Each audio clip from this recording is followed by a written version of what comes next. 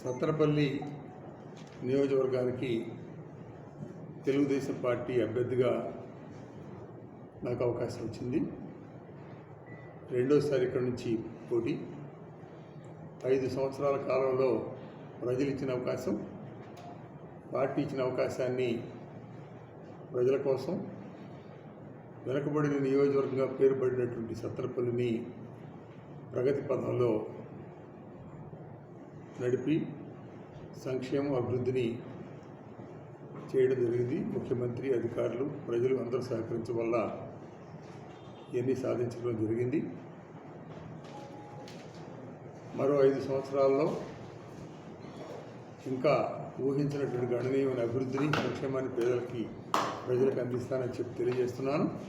ముఖ్యంగా శాంతి భద్రతల విషయంలో అనేక సమస్యాత్మక గ్రామాలు, రాజకీయంగా సమస్యలు ఉన్నటువంటి గ్రామాలన్నింటినీ కూడా ప్రశాంతంగా ఉంచడం జరిగింది.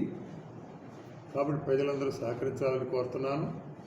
ఎక్కడైనా చిన్న చిన్న ఆటంకాలున్నా, ఎవరికైనా అసంతృప్తి ఉన్నా దాన్ని నేను పరిగణలోకి తీసుకుని వాళ్ళతో మాట్లాడతాను. ఎవరిపైన నాకు ద్వేషం కానీ కక్ష కానీ లేదు. ఎవరికైనా నా పైన అనుమానాలు ఉంటే వారికి సమాధానం చెప్తాను. చిన్న చిన్న మీటింగులు జరిగినట్టున్నాయి, బట్ వాటి మీద కూడా నేనేమీ కామెంట్ చేయను. వాళ్ళతో మాట్లాడడానికి పెద్దలు పంపించాను.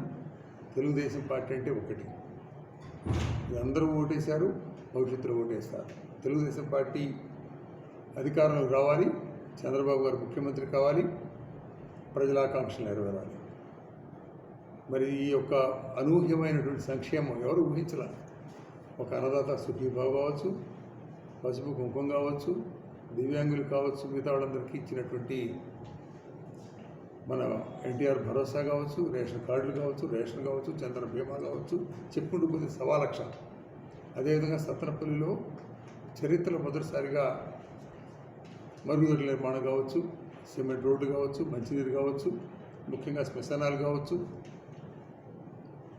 కొరత లేకుండా చేసే షాదీఖానాలు కావచ్చు, కులాల వారీగా చూసిన, మతాల వారీగా చూసిన, గ్రామాల వారీగా చూసిన, పట్టణంలో వార్డుల వారీగా చూసిన, ఎక్కడా కూడా ఒక లోటు లేకుండా చేసినటువంటి పనితీరు తెలుగుదేశం పార్టీ. నేను ముఖ్యంగా వైఎస్ఆర్ పార్టీ వాళ్ళు ఆరోపణలు చేస్తున్నారు. అన్నిటికీ సమాధానం చెప్పాను. పదే వాళ్ళకి చెప్పాల్సిన పని లేదు. వాళ్ళకి నా సమాధానం క్షేత్రస్థాయిలో పనిచేసి ప్రజల మన్ననలు పొంది గెలిపే వాళ్ళకి సమాధానం. గెలవడం కూడా 15,000కు పైగా గెలుస్తాను, 20,000 వరకు మెజారిటీ సాధిస్తానని చెప్పి సందర్భంగా తెలియజేస్తున్నాను. ప్రజలందరూ సహకరించండి, కార్యకర్తలు ఉత్సాహంగా పనిచేయండి. చిన్న చిన్న అభిప్రాయాలు గ్రామాల్లో ఉన్న ఇంకొక చోటన్నా కూడా పక్కన పెట్టేసి అందరూ పనిచేయాలని కోరుతున్నాను. నాతో మీకు ఎప్పుడు సమస్యలు రావు, మా కుటుంబంతో సమస్యలు రావు, అది నాది హామీ. అందరూ కూడా సహకరించి తెలుగుదేశం పార్టీని అత్యధిక మెజారిటీతో గెలిపించాల్సిందే కోరుతూ 22వ తేదీన నామినేషన్లు వేయబోతున్నాం. ఇవాళ క్షేత్రస్థాయిలో ఒక మొదటి విడత ప్రచారానికి వెళ్ళి 2వ విడత, 3వ విడత, 4వ విడత ప్రచారం కూడా చేస్తానని చెప్పి తెలియజేసుకుంటున్నాను. అందరూ పాత్రికేయులతో సహా అందరూ సహకరించాల్సిందిగా కోరుతున్నాను. Any questions?